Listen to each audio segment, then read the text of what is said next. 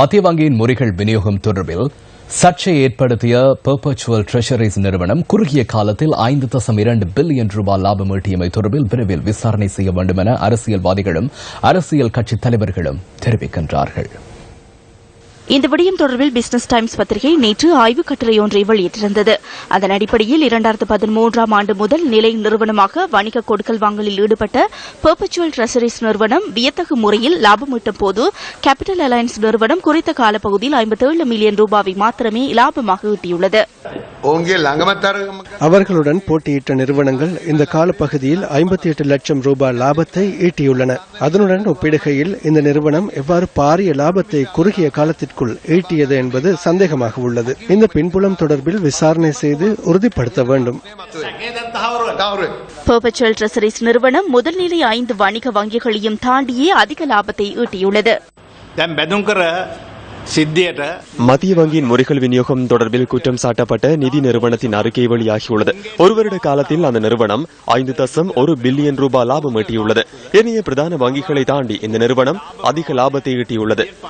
வர்த்தக சந்தையில் பிரவேசித்து 2013 ஆண்டு 500 பில்லியன் ரூபாய் மூலதனத்துடன் ஆரம்பிக்கப்பட்டு ஒரு வருடத்திற்குள் 400% லாபத்தை இந்த நிறுவனம் ஈட்டியுள்ளது.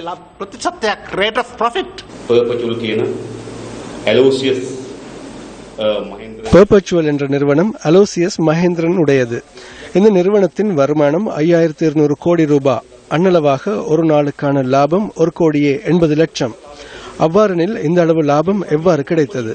அர்ஜுன் மகேந்திரன் மத்திய வங்கியின் ஆளுநர் என்பதற்காக இந்த நிறுவனம் எதனையும் செய்யவில்லை. அவர்கள் முறிகளை மாத்திரம் கொள்வனவு செய்தனர். முறிகள் கொள்வனவின் மூலமே லாபத்தை ஈட்டியுள்ளனர். கொடுக்கல் வாங்கல் எவருக்கிடையே இடம்பெறுகின்றது? மாமாவிடமிருந்து மருமகன் கொள்வனவு செய்கிறார்.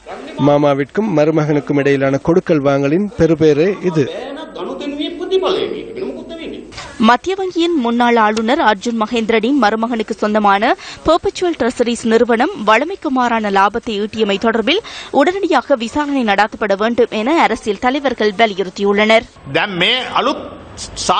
தற்போது புதிய ஆதாரங்கள் முன்வைக்கப்படுகின்றன. இது தொடர்பில் ஜனாதிபதி ஆணைக்குழு ஒன்றை நியமித்து விசாரணை நடத்துமாறு ஜனாதிபதியிடம் நாம் வேண்டுகோள் விடுக்கின்றோம். இல்லாவிடின் எதிர்காலத்தில் பாரதூரமான நிலைமை ஏற்படும். பாரிய மோசடி இடம்பெற்றுள்ளது என்பதை நிரூபிப்பதற்கான ஆதாரங்கள் வெளிவந்த வண்ணம் உள்ளன. வேறு எதுவும் இல்லை. பல்வேறு அறிக்கைகளை வெளியிட்டு இந்த கொடுக்கல் வாங்கலை மறைப்பதற்கு அரசாங்கம் முயற்சிக்கின்றது. இந்த கொடுக்கல் வாங்கல் தொடர்பில் உடனடியாக விசாரணை நடத்த வேண்டும். தமது முறிகளை கொள்வனவு செய்து பெருந்தொகை வருமானத்தை ஈட்டிய பெர்பச்சுவல் நிறுவனத்தின் கொடுக்கல் வாங்கல் தொடர்பில் விசாரணை ஆரம்பிக்க வேண்டிய பொறுப்பு மத்திய வங்கிக்கு உள்ளது. மத்திய வங்கியின் ஆளுநரே இது தொடர்பில் நடவடிக்கை எடுப்பதையும் எடுக்காதிருப்பதையும் நீங்களே தீர்மானிக்க வேண்டும்.